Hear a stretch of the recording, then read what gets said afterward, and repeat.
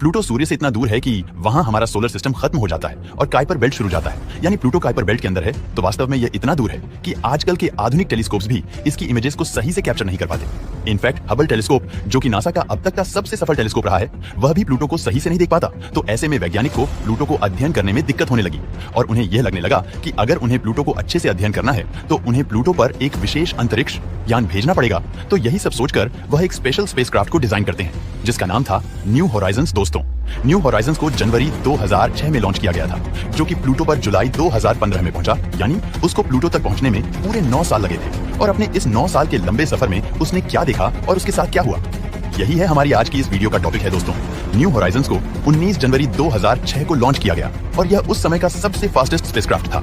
इसकी स्पीड एक जेटलाइनर से भी 50 गुना ज्यादा थी और यह इतना फास्ट था कि इसने चांद के ऑर्बिट को भी सिर्फ 9 घंटों में ही क्रॉस कर लिया था।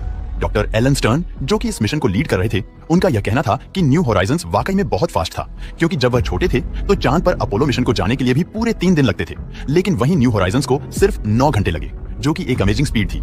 खैर, न्यू होराइजन्स सिर्फ 9 घंटों में ही मून के ऑर्बिट को क्रॉस कर लेता है और उसके ठीक 4 महीने बाद वह मार्स के ऑर्बिट को भी क्रॉस करके जुपिटर की तरफ निकल पड़ता है। दोस्तों, जब न्यू होराइजन्स मंगल का ऑर्बिट क्रॉस करके जुपिटर के पास पहुंचा तो उसने जुपिटर की ग्रेविटी का उपयोग करके एक स्लिंग शॉट क्रिएट किया, जिससे उसकी स्पीड 20% बढ़ गई और उसका सफर 3 साल और कम हो गया। यानी जहां उसे प्लूटो पर 12 साल में पहुंचना था, वहीं उसने जुपिटर की ग्रेविटी का यूज किया और 12 साल की बजाय सिर्फ 9 साल में ही प्लूटो पर पहुंच गया। टॉपिक पर वापस आते हैं। दोस्तों, जब न्यू होराइजन जुपिटर के ऑर्बिट में पहुंचा तो उसने जुपिटर और उसके 4 सबसे बड़े चंद्रमाओं की तस्वीरें भी ली, जो है गैनीमीड, आयो, यूरोपा और कैलिस्टो।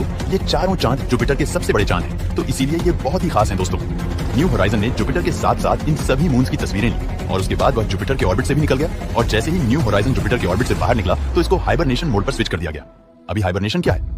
वेल, अगर आप एक साइंस स्टूडेंट हैं तो आपको हाइबरनेशन के बारे में पता होगा, लेकिन अगर फिर भी नहीं पता तो मैं समझा देता हूं। दोस्तों, हाइबरनेशन वास्तव में जानवरों में होता है।